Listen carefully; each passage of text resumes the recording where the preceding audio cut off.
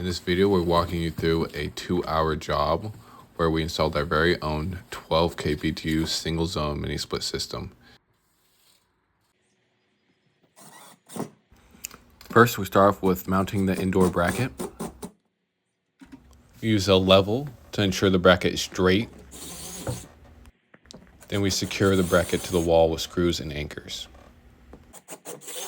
This was a simple, straightforward project with the outdoor condenser being directly behind the indoor unit. Then we drill a 3-inch hole through the wall for the refrigerant lines, drain hose, and electrical wiring. And make sure to angle that hole slightly downward so that drainage can get out.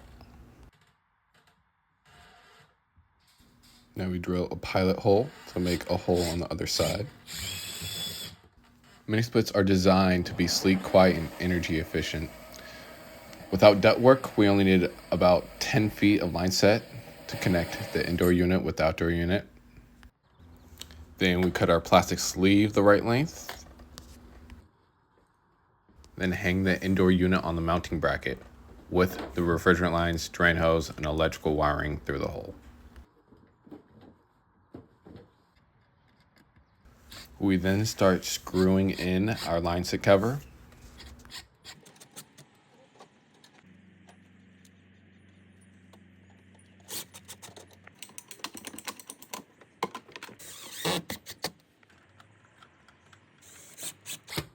Those red and green straws are part of a bending kit to make easy copper tube bends to avoid kinks.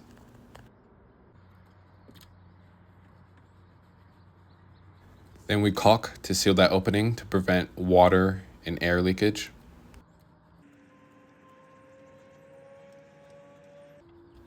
Then we deburr, prepping our copper lines for RLS. If you didn't know, RLS stands for Rapid Locking System. It refers to press to connect fittings, specifically designed to join copper tubing without the need for brazing. We then insulate our copper tubing, do some tube management to make sure it fits in the line set properly. Then we put on the rest of the line set cover to make sure it looks sleek and concealed.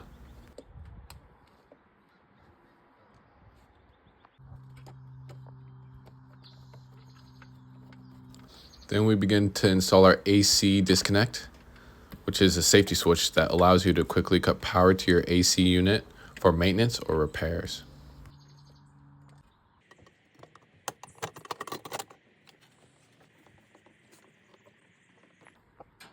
Finally, we install our outdoor unit. Mount it with screws. Cut it to the right length and make your flares. We like to use a torque wrench to tighten the connections to ensure there's no leaks. After that, we pressurize the mini split. While pressurized testing, we check for leaks in the connections of the system. And while we do that, Devin does electrical connections.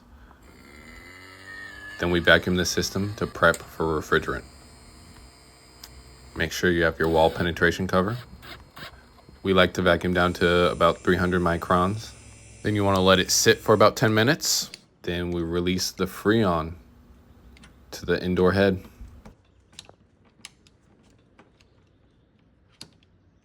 Then we test the system. We turn on the power and put it into cooling mode. Then we check for the proper operation and ensure that there are no leaks in the system at all. Make sure to perform a final inspection to make sure all connections are secure.